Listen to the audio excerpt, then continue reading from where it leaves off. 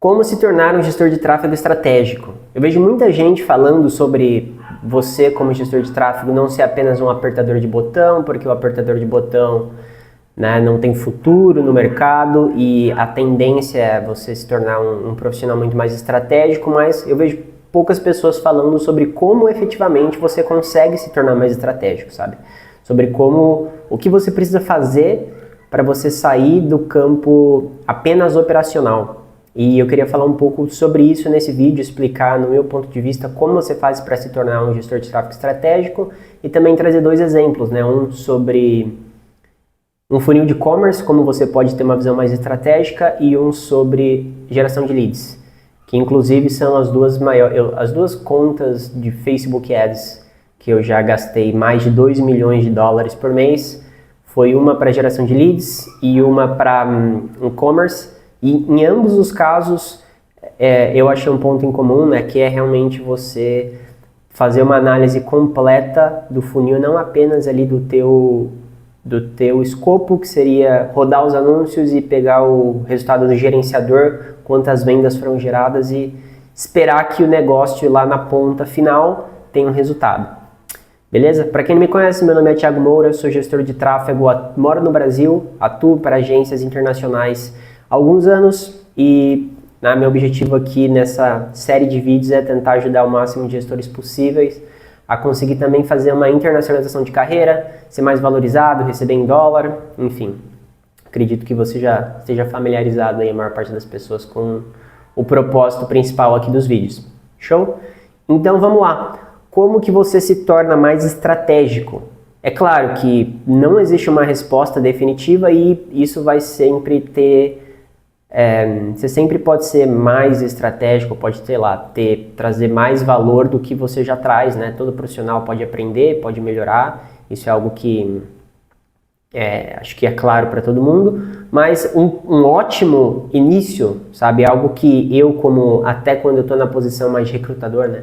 Não recrutador porque não sou recrutador, eu trabalho participo das entrevistas finais dos gestores de tráfegos, né, para a agência que eu atuo hoje, e algo que eu levo muito em consideração é se, né, o gestor, o profissional, ele tem uma visão mais global da situação dos clientes, tal, não só ali gerenciador. Então, eu vou te dar um exemplo do que eu quero dizer com isso. Vou começar com geração de leads hoje, porque eu sei que eu trabalho bastante com e-commerce, então eu falo bastante de e-commerce aqui no canal.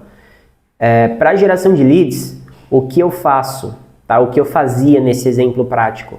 Eu trabalhava com uma empresa que captava investimentos e basicamente eles faziam webinários, né, que é basicamente uma live, onde eles apresentavam toda a proposta e no final tinha uma conversa sobre se vale a pena ou não, né, ou fazer um pitch lá para participantes do webinário, né, investirem naquela empresa. E o que eu fazia era basicamente, a gente fazia toda a geração de lead na Facebook Ads, eles também tinham Google, mas era muito mais Facebook.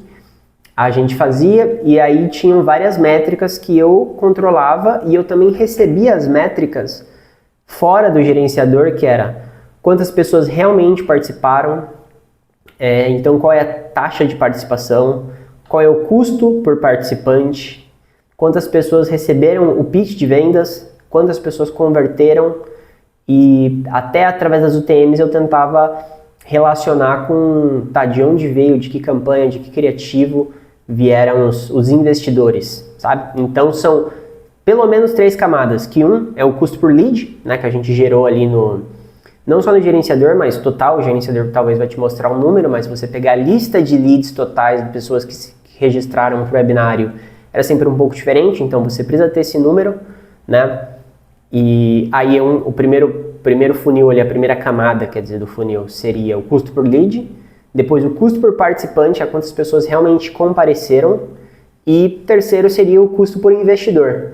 Então a partir daí eu também tinha o valor de quanto aquela pessoa investiu e a grosso modo ali o retorno, né? Porque é um investimento, então não é um faturamento direto, mas esse era o objetivo dele, a gente tinha, né, KPIs ali, a gente tinha metas bem definidos do que era um custo por lead legal, do que era um custo por participante né, desejado, para lá no final a gente poder captar os investimentos no preço em que o nosso cliente desejava, certo? Então, a partir do momento que eu fazia essa análise, né, sempre que tinha um webinário, basicamente eu atualizava as métricas todo dia dentro de uma planilha e identificava, olha, nos últimos 2 dias eu percebi que a gente continuou gerando participantes num valor semelhante, mas a taxa de conversão de participantes para investidores caiu. Então, vocês mudaram alguma coisa no pitch de vendas? Teve algo que vocês perceberam diferente durante os webinários? Alguma coisa que pode ser melhorada? Para a gente tentar identificar qual, né, é o gargalo que está acontecendo ali. Então, esse é um exemplo claro de como você ser mais estratégico, sabe, intencionalmente tentar identificar os problemas e trazer uma ideia de solução, né, para você realmente tentar melhorar o resultado final. E muitas vezes isso vai acontecer dentro do gerenciador e tá ok, tá show. Com certeza é uma parte muito grande do nosso trabalho, o principal ponto que para você ser um gestor estratégico não pode ser tudo. Então, às vezes, o custo por lead realmente estava mais caro.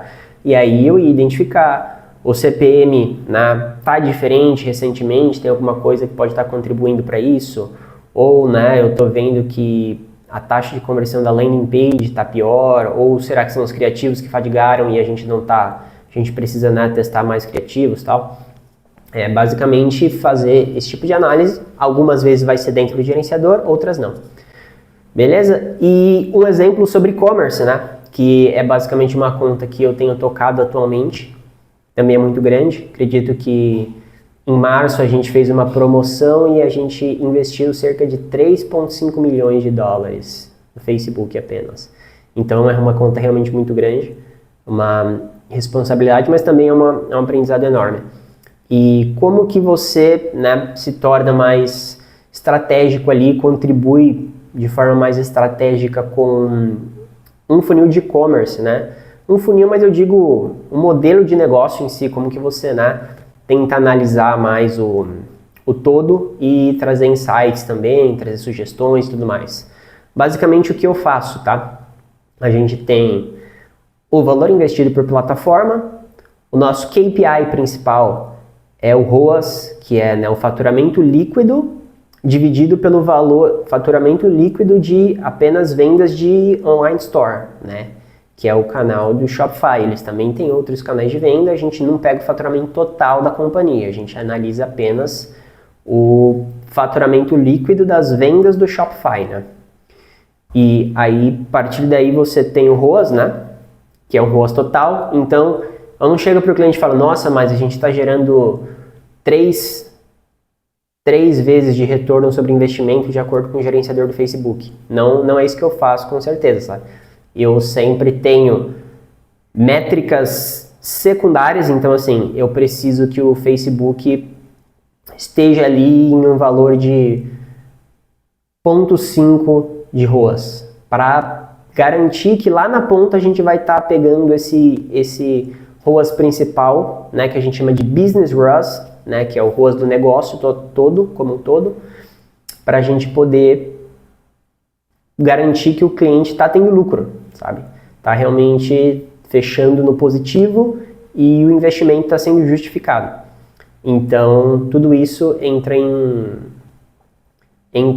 na análise que eu faço e vai basicamente de você ter uma clareza sobre o que está acontecendo. Claro que, como eu falei, muitas vezes o problema vai estar no gerenciador, né? E aí você precisa identificar, às vezes é o Facebook que está realmente sendo afetado, mas já tiveram vezes em que, por exemplo, a gente percebeu que o disparo de e-mails que eles têm lá também não foi efetivo, porque a gente via que durante o dia, entre as 9 e 11 horas da manhã, eles disparavam os e-mails de uma promoção, quando começa a promoção, e gerava um pico de vendas que no final do dia era importante ali para, né, o faturamento todo, a gente ia alcançar o objetivo. E aí, em uma venda específica, a gente percebeu que os e-mails não geraram todo aquele resultado que eles geram, porque é basicamente um remarketing, né, muito barato, porque eles disparam para uma lista de pessoas, de e-mails que eles têm, né, a lista de leads que eles captaram, e a gente faz muitas vendas através de lá. Então, a gente percebeu que esse foi tipo um gargalo, né? Na verdade, foi